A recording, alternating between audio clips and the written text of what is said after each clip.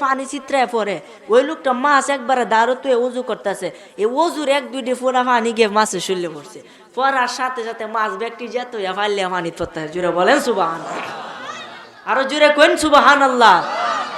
এ ফানির যখন পড়তেছে লোকটা আশ্চর্য সর্বনাশটা করছে, ফানিত মাছ এবার ফাইলে পড়তেছে, তো এই ফানি যে বলা জেনতে পড়তেছে বিশাল বড় এক সুরঙ্গ হয়ে যাইতেছে, মানে চতুর্দিক দিয়ে ফানি, মাছ জ্ঞান কোনো ফানি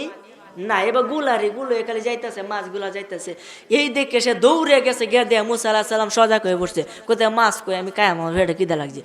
মাছ গে নদী দুন যেবা যাইতেছে ওহনো যাইতেছে, তাড়াতাড়ি আয়, এটা কয়ে মুসা আলাইহিস সালাম রে লইয়া নদীর কাছে গেছে, গিয়া দেখে মাছগুলা এইভাবে যাইতেছে, তার চাচার তো ভাই বয় পায়া কইতেছে হুজুর বেয়াদবি মাফ করবেন, আমি জীবনও যাইতাম না, আমারে মাফ করুন আমি যাইগা। এই কথা বলে সে বাড়িতে চলে গেল। মুসা আলাইহিস সালাম তার সাহসিকতা দিয়া ওই সুরঙ্গ ভিতরে প্রবেশ করলো, ওই সুরঙ্গ দিয়ে হাঁটতেছে হাঁটতে যাইতেছে গিয়া দেখে পানির নিচে বিশাল বড় এক মসজিদ, জুড়ে বলেন সুবহানাল্লাহ। পানির নিচে কি?